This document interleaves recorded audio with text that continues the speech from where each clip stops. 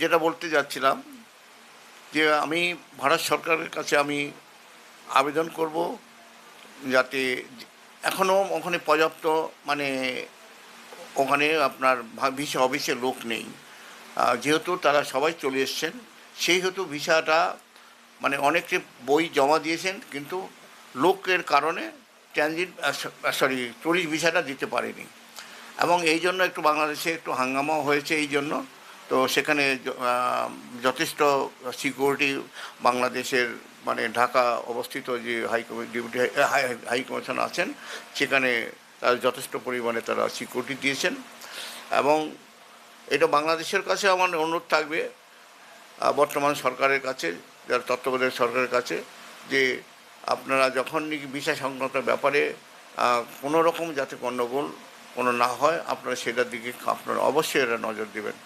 এবং ভারত সরকারের কাছে আমার অনুরোধ রইল যে আমাদের এই অঞ্চলটা টোটালি বাংলাদেশ দ্বারা পরিচিত হয়। এটা আমিও কয়েকবার বাইকে আমি বলেছি, বিভিন্ন চ্যানেলকে আমি বলেছি যে তাহলে আমরা আগামীতে মানে সুসম্পর্ক না, অবশ্যই দরকার, সুসম্পর্ক যদি না থাকে তাহলে কিন্তু আগামীতে আমাদের খুবই খারাপ অবস্থার মধ্যে আমরা যাব।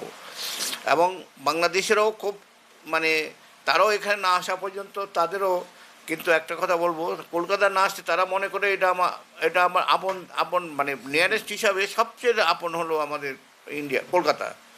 কারণ কলকাতার এক সময় যখন ব্রিটিশ আমল একত্র ছিল, অনেকের সমাধি কবরস্থান এখনও কিন্তু গোবরাতে রয়েছে, তাদের পূর্বপুরুষের কবরস্থান। তারা জিয়ারত করার জন্য তারা এখনও তারা আসেন, তার পূর্বপুরুষের কবরস্থানে জিয়ারত করার জন্য আসেন। তো সেই হিসাবে আমি বলছি যে যত তাড়াতাড়ি সম্ভব এটা একটা সমাধান সূত্র বের করে দুই সরকারকে আমি অনুরোধ করব, এটা একটা সুষ্ঠু মীমাংসা করে আমরা আগামীতে যাতে আমরা সুষ্ঠুভাবে চলতে পারি বা সুষ্ঠুভাবে আমরা মানে বিজনেস করতে পারি, এই পরিবেশটা ফিরিয়ে আনার জন্য আমি আর কি বলবো। আর টিভিতে আবার ধন্যবাদ জানাচ্ছি বিভিন্ন সময় বিভিন্ন বাইক আমার নেওয়ার জন্য। এটা সবাই আমাকে এটা উইশ করেন যে তুমি যে বক্তব্যটা রাখছো এটা সঠিক বক্তব্য। হ্যাঁ, আমি কাউকে দোষারোপ করছি না, দুই সরকারের কাছে আমার অনুরোধ এটা।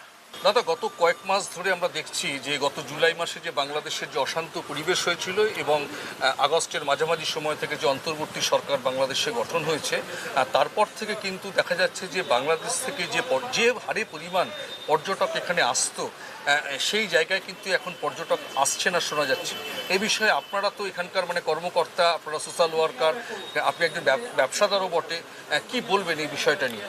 দেখুন, এটা আমাদের এখানে প্রায় এক মাস উপর থেকে, যেখান থেকে ঝামেলা ওখানে চালু হয়েছিল, তারপর থেকে এখানে অনেক বাংলাদেশি ভাই বোনরা খুবই কম আসছেন। আর এখন আরও কম হয়ে গেছে। এখানে 15 দিন থেকে এখানে আমাদের পুরো রাস্তা, দেখুন পুরো রাস্তা ফাঁকা আছে, প্রত্যেকটা গেস্ট হাউস ফাঁকা আছে, পরিবহন ফাঁকা আছে, আমাদের মানি চেঞ্জার পুরো ফাঁকা আছে। এখানে যত অবধি ট্যুরিস্ট না আসতে গেলে এখানে কিছু সমাধান হবে না।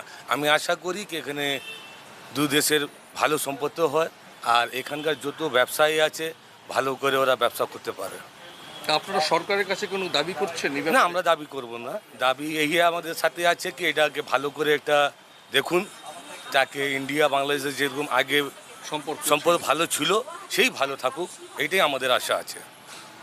কি নাম আপনার? আমার নাম মশিউর আহমেদ কামাল, আমি এখানকার এক সোশ্যাল ওয়ার্কার।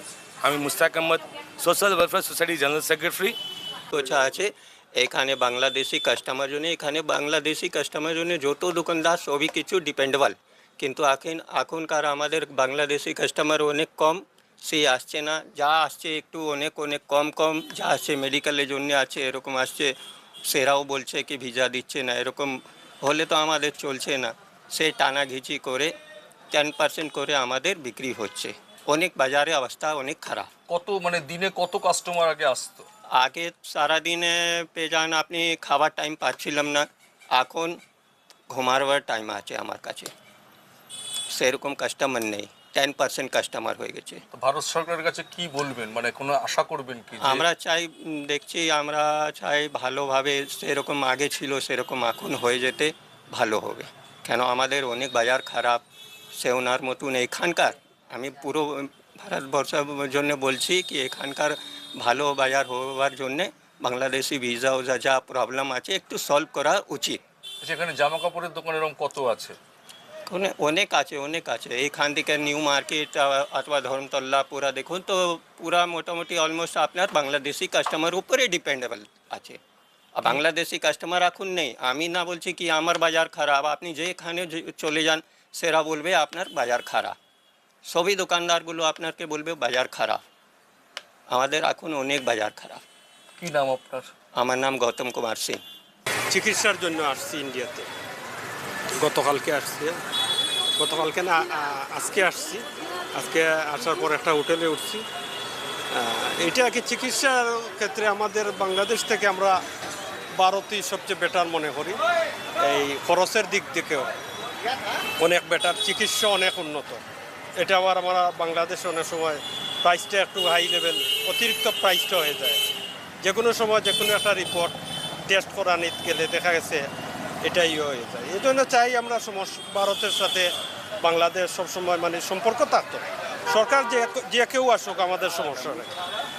উনি এই যে অন্তর্বর্তীকালীন সরকার যিনি আসছে, আমরা চাই উনারও ভারতের সাথে সম্পর্ক থাকুক, অর্থনৈতিকভাবে বা যে কোনো ক্ষেত্রে এটা সম্পর্ক থাকুক, এটা আমরা সবসময় চাই।